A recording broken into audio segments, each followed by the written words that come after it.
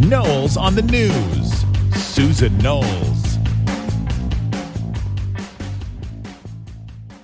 And welcome to the program, everyone. I'm so glad that you are here today. I have to warn you, okay? I am in a very snarky, ranting, humorous mood today. So if you're not up for that, maybe today is not the day that you want to listen. But if you are, bear with me. I will try to maintain, but some days you just can't do that. And this is one of those days. I want to start off by talking about the vice presidential debate. Wasn't that amazing? I have to admit to you, I did not watch it. I couldn't do it. I had enough of the presidential debate, and I just thought, oh my God, please don't make me sit there and watch the VPs go at it.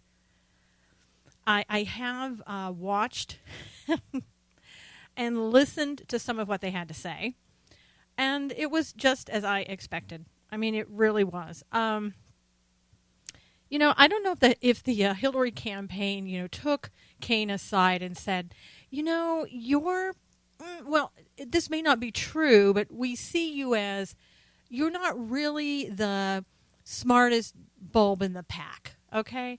And here's what we want you to do. Instead of you going up there and trying to make good points, which, like I said, we don't think you can do, what we want you to do is this. Just every time Pence talks, just interrupt him. Go ahead, interrupt him. All right? Because if you do that, he's got to be just like Donald Trump, right? He's the VP running mate. So, of course, he has the same personality. He's the same person as Donald Trump. I'm being sarcastic. And they probably said, hey, you just interrupt him, you'll throw him off, and then he'll forget where he was. He won't make the point he's making, and wow, that'll be great.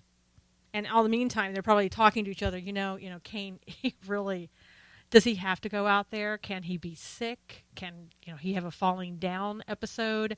Can something happen that he doesn't have to go out there and talk to Pence? Because Pence is pretty smart, and we picked Kaine for a reason. We don't want him to do too much thinking if Hillary makes it as president. I can hear these conversations going on behind the scenes. And of course, they underestimated Pence. Pence he did very well. Watching the clips that I saw, he didn't get thrown off. He didn't get upset. He didn't stumble. He kept talking. Even though, and I've heard that Kaine interrupted him, and I've heard different figures, but anywhere from 50 to 70 plus times that he interrupted Pence while he was talking. And I heard one interruption was like, oh, well, you're the apprentice, or some reference to The Apprentice. It's like, come on. Maybe your people fall for that, your supporters, but I guarantee you most of your supporters were watching The Apprentice when it was on. So don't give me that. It was just agonizing in the few clips that I saw. It really was. But I guarantee you, somebody just said, keep interrupting. You don't really have anything important to say, so just keep interrupting, and we'll win this thing. Because if you don't keep interrupting and you really start talking and say what you really think, we're in trouble. Because your supporters, or our supporters, they're just not going to understand what you're saying because it's going to be, over their heads, right? Only Hillary can talk down to the supporters and have them understand and still love her. So you just interrupt and we'll get along just fine. You feeling good, Kaine? Are you feeling good, Tim? I don't know about you, and again, this image keeps coming into my head from the presidential debate, where Hillary, and I know you know this, and I'm not trying to make fun of anyone, but the look that she gives sometimes, it's, how do I say this in a nice way? Okay, I love bunny rabbits. I really do. They're cute. They're adorable. Everybody loves them.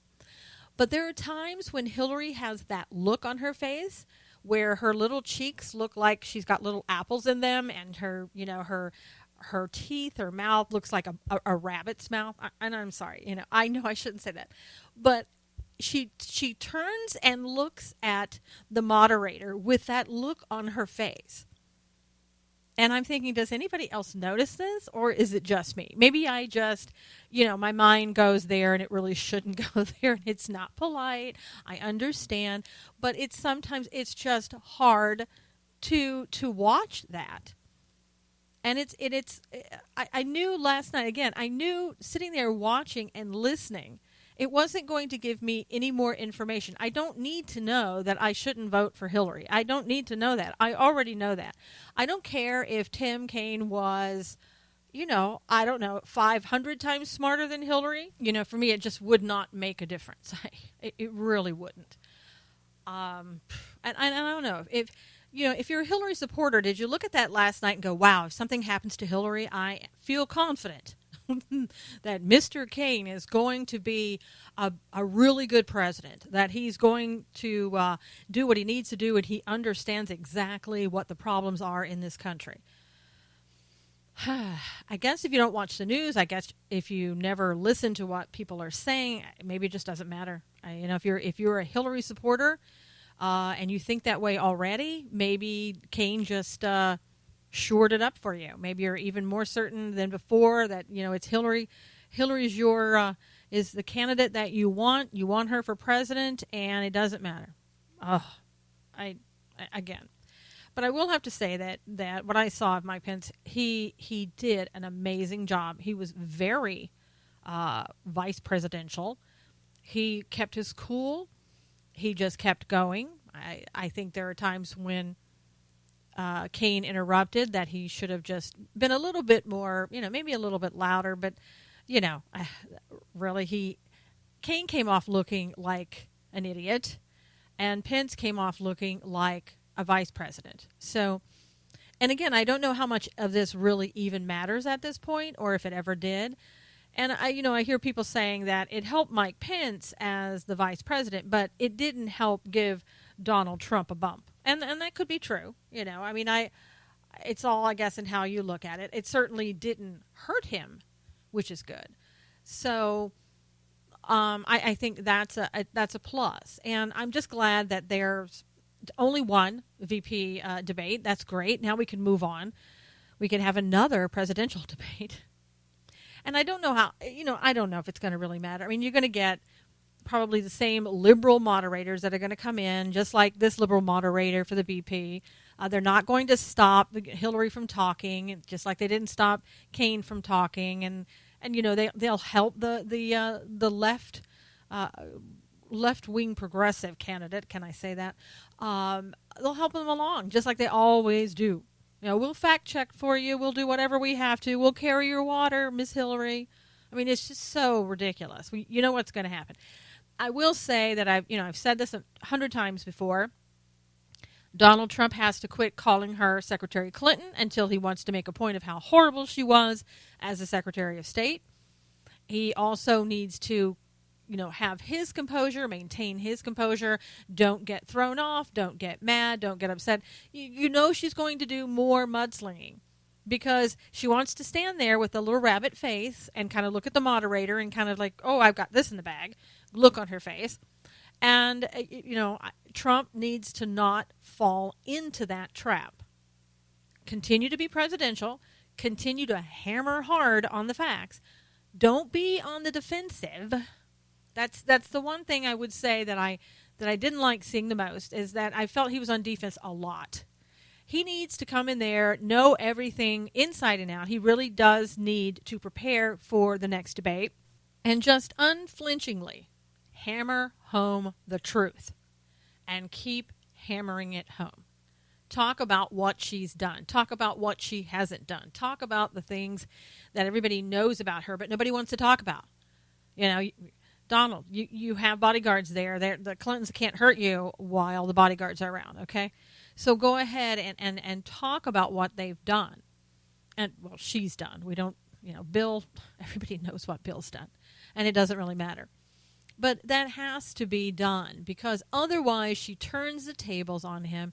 gets him a bit flustered, and then starts bringing up stuff about, oh my gosh, her father and his father, like it really mattered. You want to talk about relatives? Okay, Hillary, we can talk about Bill. We can talk about all the times that allegedly you went ahead and told the women that he was potentially or possibly sexually harassing, etc., that you appreciated what they were doing for him. I mean, those are the allegations. Now, I don't know if they're true. I wasn't there. But if you talk to people like Paula Jones, and I've seen it written, and that's what she said. And there are a lot of people that say those type of things. Does it really matter? Well, I don't think in these days and times, I don't think it does matter. I mean, it really didn't matter too much to too many people when Bill was doing whatever he was doing with Monica Lewinsky. And thank God I don't have to have that image too much ingrained in my head because I never saw a video or pictures, thank goodness. So it doesn't matter. But what we need to be talking about are the issues. What Hillary is not going to do for this country. The times that she said, oh, yeah, I'm going to do X, Y, and Z, and she does A, B, C instead. She doesn't do what she says she's going to do. She wasn't great as a senator. She was horrible as a Secretary of State. Supposedly treated people poorly. I mean, she doesn't mind talking about Trump and what he's done, but he's not talking about her. And please, Donald, never, ever do I want to hear you again say, I don't want to say these things in front of Chelsea. I don't care if Chelsea's there. Chelsea is an adult, and I think Chelsea probably has read everything that the rest of us have read. So you need to go ahead, forget her, and do what you would do as a president. You wouldn't mind if you were a president if Chelsea's sitting there. You're going to do your job, okay? Do your job now, because Hillary is there doing her job. And if she thinks that it's going to matter that Chelsea is there and you won't say anything, well, she'll probably bring her grandchildren next, or a whole group of children in there.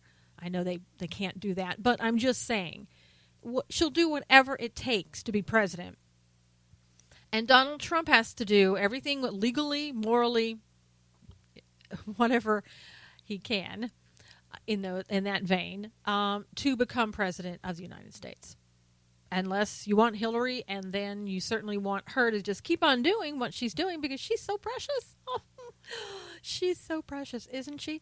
And I'm wondering, since we had the red pantsuit last time, what's it going to be this time? I mean, it has to be another power color. Maybe a dark blue, maybe a powder blue. I mean, powder blue, no, don't think so, because that's not powerful enough.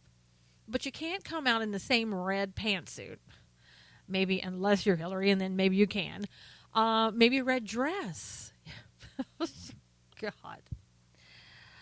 I don't know, but it's like, Kane had on his little red tie and Pence had on his blue one.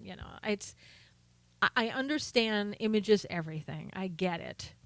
But when are we going to get down to the brass tacks of what you're going to do for this country? I'm more interested in that. I don't care what you're dressed in.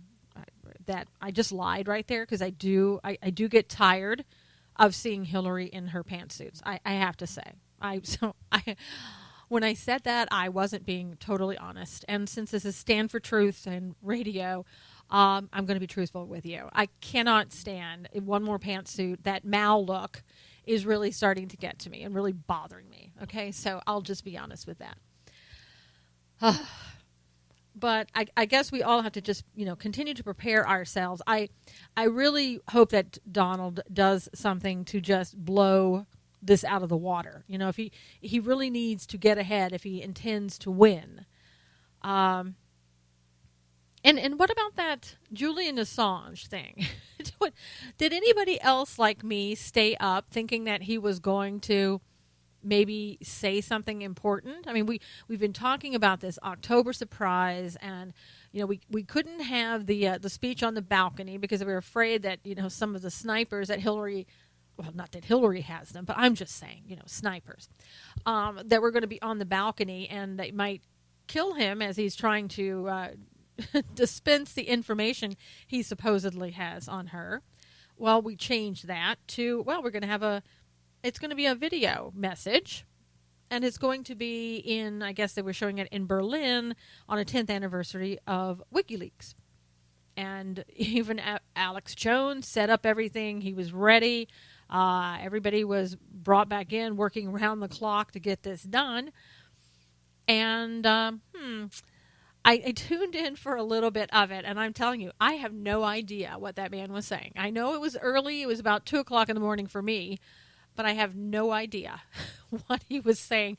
I'm not sure he had any idea, and I don't know what they're eating or drinking that makes them talk like that. And I'm not talking about an accent. I'm talking about words coming out of his mouth made absolutely no sense for the most part. And it was one of those things. So supposedly he said, if I'm gonna have a breaking story, I'm not gonna do it at 2 or 3 in the morning. I mean, come on, he's not like Obama, right? He's not gonna try to hide things. He's gonna bring it out there for the public to see. If you have information like that, you're gonna get it out there. You're not gonna hide and put it Friday afternoon at 5 o'clock when nobody's listening to anything. We'll have to give him that. But supposedly maybe he'll be back with some information. I know that sometimes these people, they wait way too long. I mean, how much more information do we have to have? I mean, there's rumors going around now, and I honestly don't know if this is true or not. Allegations that Hillary, when she was Secretary of State, wanted to have Julian Assange killed. I mean, who knows? Half the time the information is just, it sounds like it's being made up. I think somebody's writing some fiction novel somewhere, and it's one of those things where you're just testing it out there in the market to see, what does that sound like? Would anybody react to that? Would anybody believe that? I mean, sometimes I think our lives right now in this society, it's stranger than fiction. It really, really is. So it's hard to say what's true and what isn't. I mean, you know what I'm talking about. Some days you see things in the news and you're like, this can't be real. This can't be. There's no way that this is real. And you find out, yeah, it's real. It's real. It's stuff that we're not being told a lot of times that we find out, not by the mainstream media, of course, because they're in the bag for Hillary, but we find them out where other people who've done research and they bring this stuff forward. And it's amazing. And some of this stuff, I mean, seriously, why aren't people in jail? I mean, I know we have a government right now that everybody feels is pretty much corrupt. And we're looking at trying to bring in another government that's as corrupt or maybe even more. And we all sit around and go, gosh, well, we need to do something about that. And I don't know. Are we at the point yet where we need to realize that we don't have that much power anymore, and that's really the truth of it? Is that the truth? As the American people, are we under a dictatorship and we're not really free to do anything about it? I mean, the excuse of, we couldn't do anything about Obama because, he's our first black president, and that's not going to look good. And now, right, at the very end here, we find Congress who's finally found themselves, right? And they're saying, oh no, we're gonna override your veto. I mean, why didn't you do this for 8 years? It kind of reminds me of when, some of these shows that you see, the sitcoms back in the 50s, when they had, I'm just maybe Leave It to Beaver, if anybody remembers Leave It to Beaver. And there was always one guy on there, I can't remember his name, but he was always the bully, right? He'd bully Beaver and and whatever. And what Congress did is like, okay, we're gonna finally stand up to the bully, because nobody could stand up to the bully because the bully was just too frightening. So nobody stood up to the bully, but all of a sudden it's like, okay, now we're going to do what we were put here to do, what we were elected to do. We're going to finally do something that we should have done for the past 8 years to this bully, right?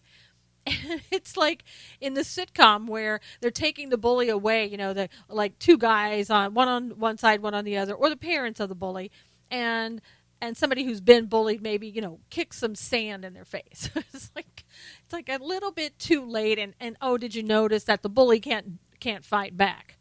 And it's kind of like where we are right now, I think, with this administration, where Congress is saying, well, the bully can't fight back, if they really, and they don't. They sincerely don't think that Obama's any type of bully. I mean, they're more like Obama than all of us want to know. But are they at a point just saying, okay, we'll do it now, and because he can't fight back? And I'll tell you something, as I've said to you so many times before, I really see that Obama is going to go right to the UN, and he's going to get that leadership role at the UN. Nobody wants to talk about that and say that, but my feelings are that's exactly what he's going to do. And then what? We are so much now under the auspices, if you will, the control, if you will, of the UN. It's pathetic. And there's nobody talking about at this point, and if Hillary gets elected, it's never going to happen, about how we need to start getting out from under the UN, that we need to go back to a sovereign nation that we were and not being controlled by the UN or anybody else. Now, I don't know if this can even happen. I really, in a lot of respects, I think it's too late. It snuck up on us all. I mean, I know you look back at it, you go, wow, why didn't I see the signs? Why, what happened? How did this happen?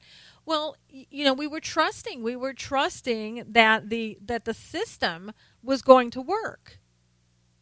And the system itself, if actually used as it was intended, it does work. But not when people are breaking the law. It doesn't work because you're not using the system. And we haven't been using the system for about 7 years or so. And we have people who in this, in our country today, they don't know what it was like to really live free. I mean, for all of us who were here before 9/11, you knew what it, at least, I mean, you felt it, whether it was true or not.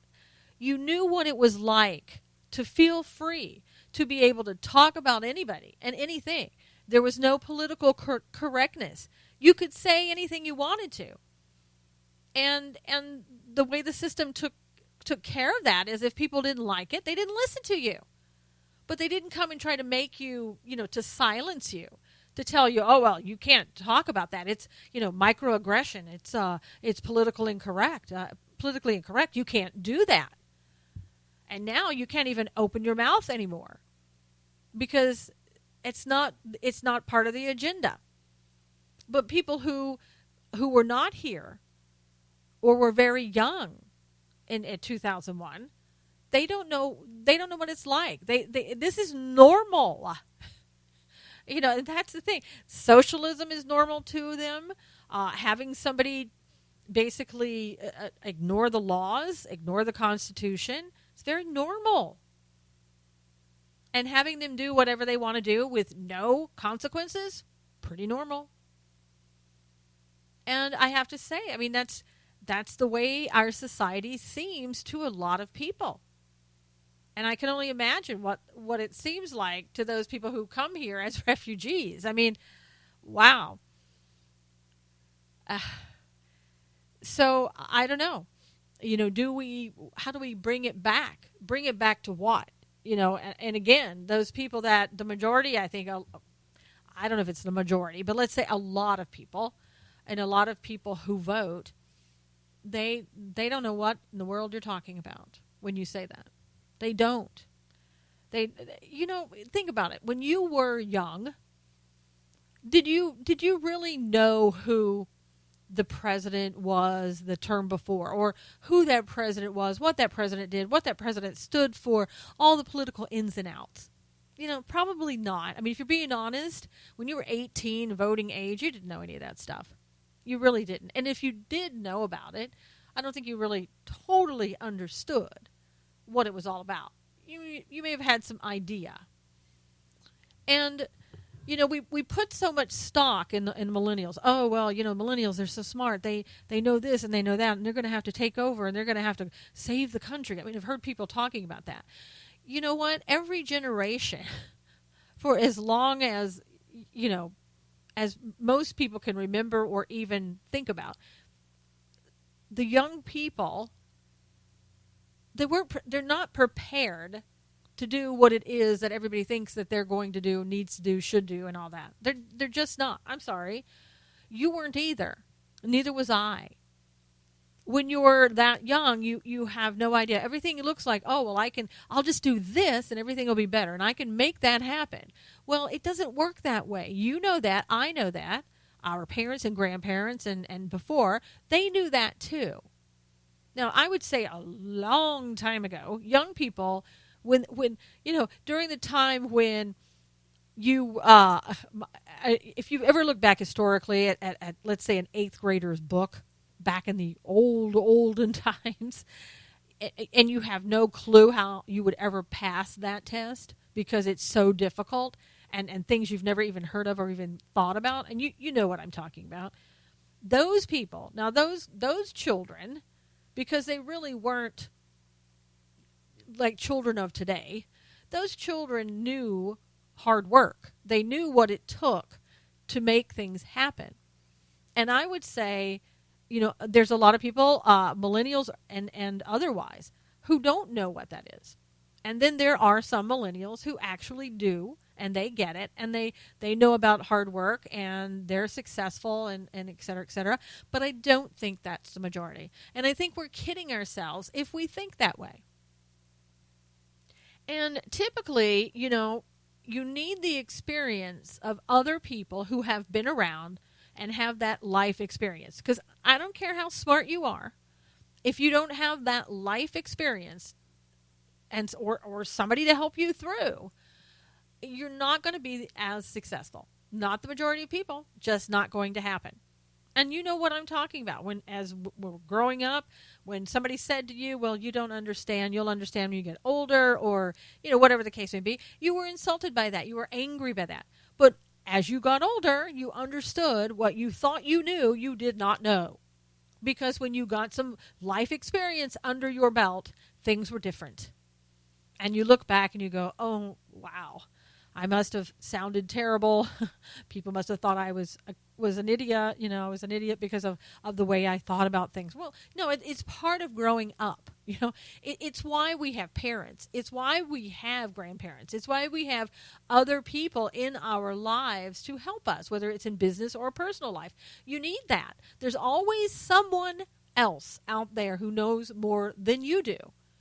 And you should listen to those people. It doesn't mean you follow everything they say. It doesn't mean you do, whatever whatever their opinion is. But you listen to it and you bring it in as part of your decision-making process. And then you decide.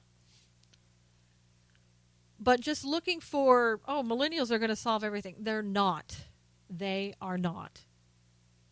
And I think, again, we as Americans, we have to look at the reality of the situation of what's going on and determine what it is that we can do. Is there anything that we can do? And maybe for some people that is just going out and voting, and that's it. Or other people getting the word out. You do whatever that you can, whatever you feel that you are called to do, and you work together to try to get things done. And it obviously is harder and harder as time goes by, as we lose what made America great, when we lose the constitutional freedoms that we've always enjoyed, for the most of us have, not for the younger people, but for most of us. And you do the best that you can. And I think one of the things that we need to do, while the elections are important, and they always are, and it is important to see, who is going to be the president of this country and what that means either way. For some people on the Hillary side, having a Donald Trump presidency would be the worst thing in the world. Those on the Trump side, having a Hillary presidency would just be devastating. And then there are others who just feel, for whatever reason, either one of them, we just don't want that person.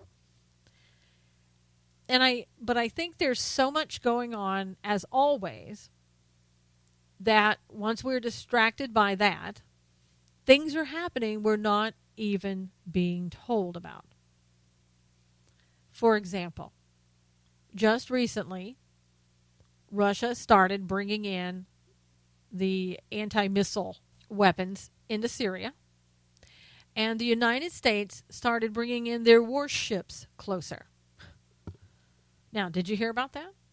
Did you know about that? Did you see that on your nightly news? Did anybody decide, I should tell the American public what's going on? And the answer is no. No, they didn't want to tell you for the most part. And why is that? Well, you can hear it now. Well, it's over in Syria. We're taking care of it. Really not a problem. Why do we need to involve the American public? After all, they have their hands full with the election. We wouldn't want to take them off their course there. It'll be okay. We've got it. We are the elites. We understand what needs to be done. So you just go back, get your coloring book. That's the latest thing if you're an adult. Get your coloring book and just start coloring, and you'll feel peaceful, and nothing will matter to you, right? It's kind of like almost it's the talking down. We're going to talk at you. We're going to tell you what we want you to know, and then we're going to treat you like maybe they treated Tim Kaine. We're just going to say, just act like, just keep interrupting, and you'll be fine because you're an idiot, And I'm sure he's not an idiot, but I think that's how they view him. Because I don't know. I think they view everybody who's not a Clinton as an idiot, but that's just my opinion. But anyway, so all of this is happening in Russia, well, not actually in Russia, by the Russians in Syria, and you're not being told. And there are a lot of people saying, we have a proxy war going on with Russia, and we have for quite some time. And nobody wants to talk about that. I mean, supposedly we're over in Syria fighting ISIS, but we've all heard that, the Obama administration kind of started ISIS for the intention of having Assad taken out of power. Assad is the ruler, if you will, of Syria. And so we knew when we said that Russia was also over there saying, why no, we want Assad to stay in power. We don't like what you're doing, but we'll fight ISIS. Well, yeah. I mean, they want to fight ISIS because if, let's say, we created ISIS and we want Assad out, well, it behooves them to get rid of ISIS so Assad can stay in. And so, why are we there? Anyway, I don't know exactly why we're there, other than the fact that we like to go and destabilize places, countries in the Middle East. I mean, also we do have I think we're leasing parts of Golan Heights with the natural gas and all that. We're helping out in some way. Used to, that meant something good. I'm not sure that means anything good now, but helping out, coming from America under the Obama administration, may not always be a great thing. I told you I was going to be snarky today. I warned you. I totally warned you. But anyway, back to what I was saying. So we have Russia and Iran that are sitting over there in Syria. We're bringing in warships. They're bringing in anti-missile weaponry.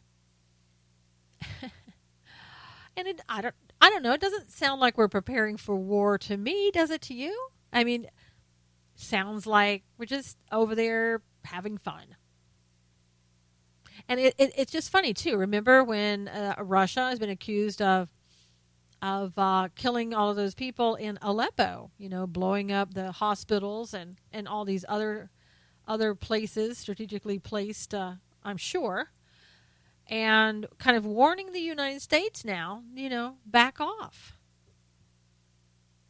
So, here's Russia warning what used to be the superpower until Obama came into power. And he's warning the United States. It's not going to turn out really, really well for you unless you just, if you try to go in there and get Assad out. And do you know that Russia is preparing their people now? 40 million people are going to be doing the bomb shelter testing. Going to have to make sure that they can get in bomb shelters when they need to. Now, why would you have to do that if you're not in a war or preparing for one? And word has it today that basically Russia is saying that a conflict with the United States could be imminent. And I don't know if you're like me. I mean, again, you have to bring biblical prophecy into all of this. Isaiah 17 and the destruction of Damascus. How far away are we from that? Some have said that will be caused by America, and some say that it will be Israel that destroys Damascus. I don't know. It could be either one or both, because Israel could be coming in to save us. I mean, seriously, only to save themselves and what they need to do, because I don't think we're going to be saving them in any way. So, I mean, it's really heating up over there in the Middle East. And if you're not sitting there watching TV every day, and again, you're not getting it from mainstream media, but if you're not doing your own research on the internet and not really trying to go outside of mainstream media, you're not getting the news about what's going on in the Middle East. And that, by far, is going, well, I tell you what, some people look at that and go, who cares? It's the Middle East. It's Syria. It's not the United States. It doesn't concern me. But it does, because things that are happening over there are going to start happening here. And who knows? I don't know what Russia's going to do. I don't know if Russia is going to come over and try to attack the United States. I mean, in the times that we're living in, nothing would surprise me anymore. Absolutely nothing. So, but you have to ask yourself, why aren't you being told that? Why aren't you being told that things are happening? And then what's going to happen? The president, he goes outside the Constitution anytime he wants to. He's done that for over 7 years. How do we know he's not going to get us in a war in Syria right before the election? I mean, people have talked about that, conspiratorial or whatever. You have to know that people have talked about it. How do you know that's not part of the plan? Or how do you know that it's just not going to take place anyway? And is he going to consult Congress before, if a war is declared, or whatever? Is he going to ask Congress? And what do you think? I would say no. I mean, he may banter it around a little bit, but he's certainly not going to wait for them. I just don't think he's going to really care, to be honest with you. He's on his way out. Now, some people may say, well, because he's on his way out, he's not going to want to start a conflict, because then that'll bode poorly for his legacy. His legacy's so bad now. Do you think that really is an issue? I really don't think so. I mean, I don't know what legacy he could turn to and say, oh, look at this, I did this and it's great. The only thing he has is Osama bin Laden, and I don't even know if he really was the person in charge of doing that. Who knows? But he'll claim it anyway. And anything else, is all that he's done domestically, that he would feel that, oh, well, look at what I've done. I've basically destroyed the military. I got rid of all the top people, changed the military completely. Wow, I am really rocking it. I was a great president. I mean, that's what he's going to do anyway. So creating a war, just one more thing. I mean, seriously, if we had wanted to get rid of ISIS, we could have done it in about 2 days. And we've been over there over 5 years now. We're not fighting ISIS. We're really not. But the Middle East, despite everything, is heating up. And I mean heating up. When was the last time? And people say, oh, come on now. Russia's always doing this kind of thing. Russia's always talking out of turn. Russia's always threatening people. Yeah. And they go in typically and follow through. Yeah, okay. Yeah. But when is the last time that you ever heard of Russia threatening the United States so openly? And again, when this happens, you're not hearing anything about it. It's like it's not really happening. All you get in the mainstream media is John Kerry saying, now stop that. Don't do that. I'm not going to like that. The same crap, if you will, that we've heard out of John Kerry's mouth forever. And you can only imagine, when Obama, if he ever does leave, what you're going to find out about him, because it won't be right away. It'll be, 50 years from now.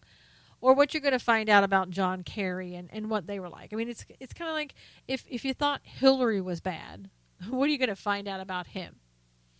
And the fact that, people are saying, well, the reason that nobody prosecuted anyone on the email thing was because Obama used to talk to Hillary under a pseudonym. Oh, my gosh. I'm sure he's got a lot of pseudonyms. I really feel that he probably does, and the things that we just don't even know and will make our heads spin when we finally figure those things out, or they're released to the public, like I said, 50 years from now, when most of us aren't going to be here anyway. And I mean, it's amazing to watch all of that and to know that really nothing is being done. Not a thing. Because I don't know. I don't know if it's that no one cares. I just think that we've been sort of lulled and trained into believing that those things aren't important. They have really nothing to do with anything. It's okay. And again, it mostly is people who weren't raised the way that the majority of you listening were raised. We had very much, for most of us, really set moral values. You knew right from wrong. But we've been taught how many years now, and our children have been taught, there's so much gray area. And we really can't say right and wrong. That's wrong to say right and wrong. And you need to be tolerant of people. You need to be accepting of their behavior, no matter what they do. So, yeah, I can see when things like that happen with Clinton or Obama. Now people are looking at that and going, oh, come on now. There's so much more important things to really think about. This isn't important. Let's just get along. Most of what I've heard people talking about is that their morals and things like that. No. It's like now if you say the word morals, then you're judging people. And that's politically incorrect. We can't do that. So you're going to have to let people decide what they feel like doing, what seems best for them. And don't judge them, even if it hurts you. I mean, they have a right to do and feel and be and say whatever they want. Because, again, in our world, there's no right and wrong. It's all BS. But that's what we're being trained and lulled into believing. And people are buying into it. They really are. It's kind of like you're not allowed to say anything about anyone anymore. You can't have a judgment. The word judging someone or judgment is going to be, I bet you, it's going to be one of those microaggressive words that we get rid of. We just absolutely take it out of the vocabulary. It won't be in the dictionary. If it is, it'll be a circle with a line through it. No judgment. No. I mean, we're already trying to get rid of our police force, right? We want to federalize the police force. We got Black Lives Matter out there saying, oh, here's what we want to do. We want to just shut down the police force, get rid of them totally, and take that money that we were using and paying the cops and put it into housing. Because, we all know that if we have a society that has no law and order, everything's going to be just fine. Really? Don't you get tired of hearing that? And again, you and I know, we're sitting here going, that's absolutely absurd. That's crazy talk. We know that. But yet, it's hard to convince other people. And to think that quote-unquote intelligent people, Black Lives Matter people and people that support them, got together and came up with this list of demands to get rid of the police force. It's like, you've got to be kidding me. And I wish it were a joke. I really do. I'd give anything to just wake up out of this nightmare sometimes of what we're seeing. And it just doesn't end. It just keeps going.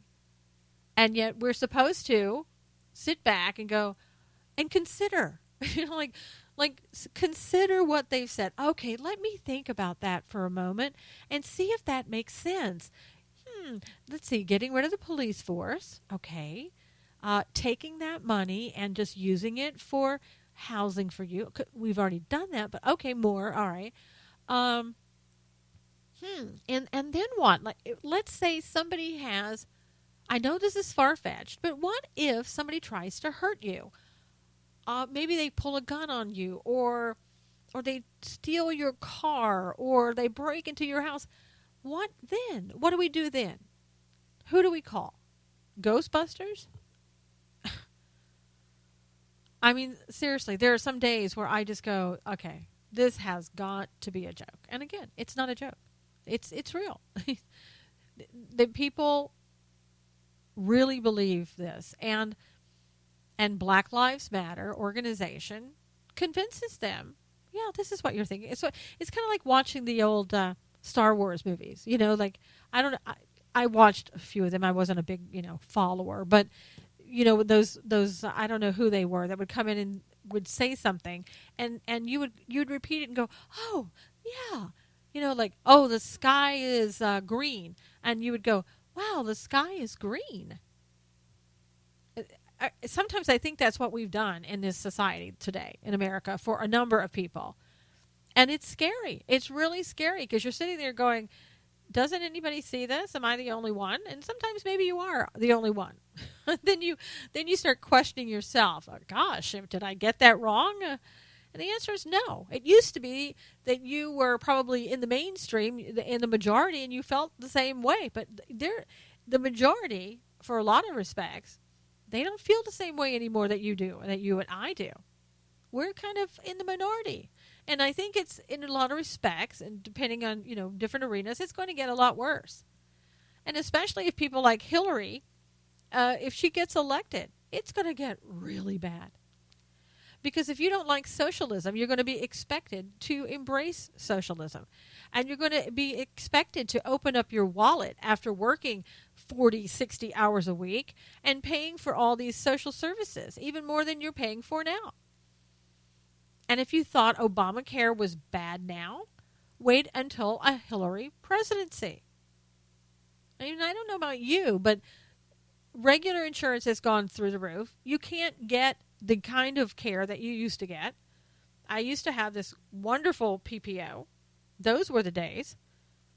You could pick your own doctor. You could actually get into a doctor if you needed to get there. And many of us are now down to an HMO where it's what the veterans complain about. And I don't think it's in any way as bad as what the veterans have it. Don't get me wrong.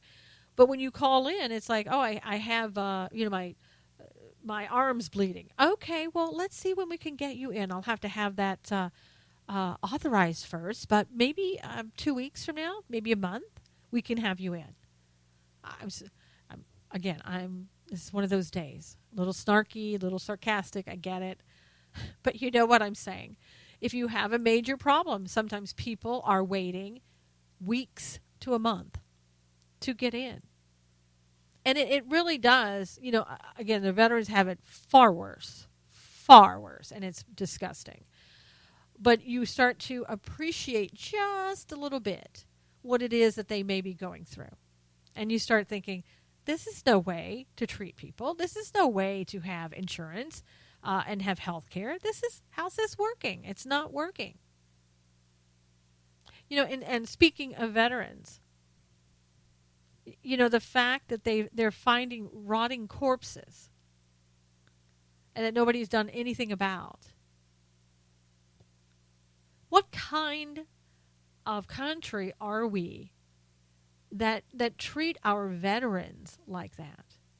I mean, it is bad enough when you are denying them, and I say denying them health care, or when you're one of the representatives came out, Republican even, I believe, came out and we're talking about, you veterans are just whiny veterans, on disability.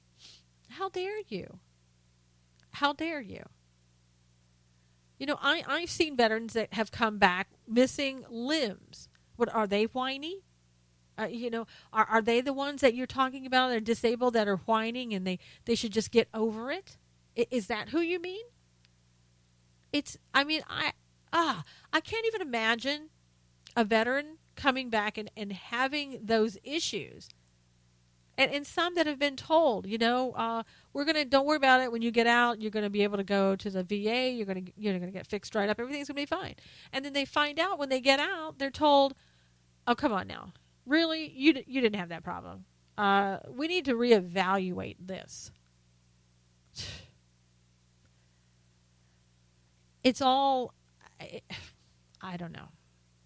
It's all going downhill in a lot of respects, whether it's with veterans and the VA care, or with the travesty that we call Obamacare. Thank you, Judge Roberts. And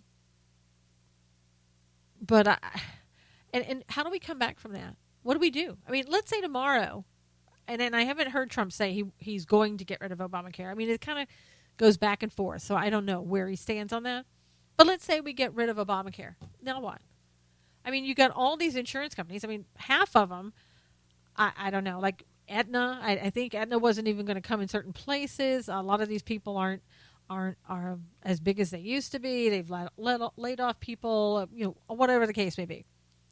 What's going to happen then? How are we going to get back up to where we were quickly without more economic disaster?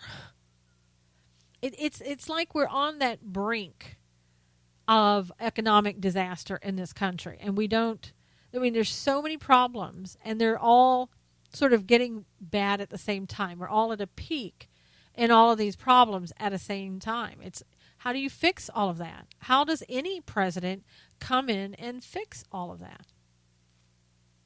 And who are the people that they're going to maybe bring in that they think can fix all of that? I mean, are they individuals? And when I'm talking about, I'm really talking about the Trump side, because I know what Hillary's going to do. It'll be worse. It'll be worse than Obamacare, and we'll have everybody, make everybody sign up for Obamacare. That's where they want to go. That's where it's always been, the one payer system. You do that, and you might as well kiss it all goodbye. Seriously. If you think it's bad now, wait. Just wait. But under Trump, does he have the ability to bring in people that aren't establishment people that can do something about it and really make a difference and get us back to even better than we were before, if just in the insurance industry? Is that even possible? I don't know. I think the next president is really going to have their hands full, and I look at a presidency with a woman who is seemingly not well, who basically ticks off everybody that she comes in contact with. I think Putin hates her. How are you going to? Let's say there is a war over in Syria between Russia and the United States. How are you going to navigate that when they hate your guts? And that other countries are looking and going, just let's get Hillary in there, and that'll be the easiest thing that we can do is, mow her over because she's not well, and they know it. But she'll put up the front of how great everything is. I mean, if you think the propaganda is bad now and you don't know anything now, just wait when they come in. I mean, look at all this stuff. Look at all the Clinton Foundation information that we don't even know, right? We still don't know all the ins and outs. As I've said, I had Jerome Corsi, who wrote Partners in Crime, was on my show, Stand for Truth Radio. Go to Spreaker.com, just type in Susan Knowles. Look for his show, Jerome Corsi. If you missed that and you want to know about the Clinton Foundation, and I'm telling you, he's named names. He went into detail. You need to go back and you need to read that book. It'll blow you away. And I mean, luckily, he's still alive. Some other author that had been writing a lot of books about Hillary, I can't say that person is alive because for whatever reason they committed suicide, allegedly. But I mean, can you imagine 4 years. I don't know that she would make 8 years, but okay, let's say possibly. But can you imagine that? Can you imagine the destruction of this country inside and out with her as president? And again, I think you and I, we sit here and we go, no, it would be horrific. We know what it would be like. And there's no way to convince her supporters otherwise. I mean, Mark Cuban, I don't know. He's who he is. But he's got to have some amount of intelligence. A little bit, right? And he is a Hillary supporter. He's all in. Why? How? How could you do that? And all these other people, again, who just, we want these particular body parts for president. We want a female that has female body parts. Okay? That's who we want as our president. Not because she could do a good job, not because she's not dangerous, not because she's ill-equipped, et cetera, et cetera, et cetera, but just because we feel it's time. We feel it's time. It's amazing. I don't remember a time other than Jimmy Carter where people said, we want him just because.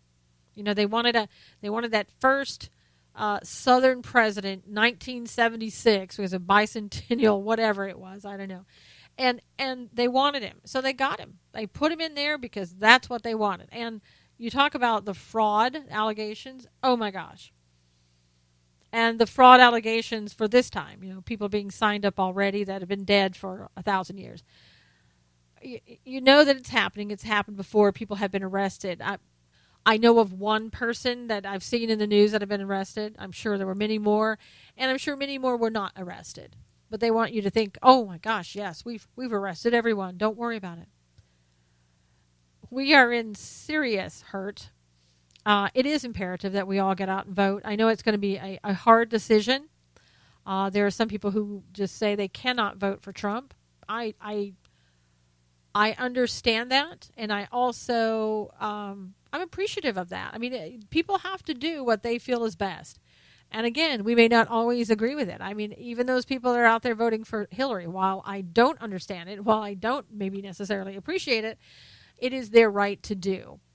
But I just think people need to get out there and vote either way, because whether we like it or not, and whoever we vote for the next 4 years at least, we're in this together. We may not be working together. We may never come around to being accepting of each other ever again, but we're in it together. Unless you leave the United States, you're here. So you have to make sure that the decision that you're making is something that you can live with. And if you can, then that's what you do. I think our country, we need a lot of prayer. We, as we've all known and been told over and over again, we need to humble ourselves and return to God. If we want this country to be blessed again, and I know some of you are saying, well, I'm not Christian, I'm not Judeo-Christian values, and okay, then I'm not talking to you. But those people who do believe in the Bible, Christianity, I'm talking to you. We do need to humble ourselves and return to God in order for this country ever to be blessed again. And we haven't done that, all of us. There's not one of us who is doing, what we need to do, probably. And I just think that we need to spend more time focused on prayer, number one, focused on God, focused on what is impacting our country, both inside and outside of this country, and to keep aware of that. Follow people that you feel that you can trust and that will give you the news as they see it, but we'll try to give you honest news. I mean, anytime that I don't know something or I'm not unsure, I'll tell you that. And if I see something else, I'll tell you that. But you kind of know with me, I'm not lying to you. I'm telling you the truth as I know it. And those are the people that you need to follow, because it's going to get worse. It really is. I wish I could tell you that it wasn't, but I'd be lying to you if I did. I think a number of people see that, and we have to start being together with like-minded people, sticking together, praying together, and, stop being attacking each other. Not going to get anywhere, and we're certainly not going to need that in the coming days.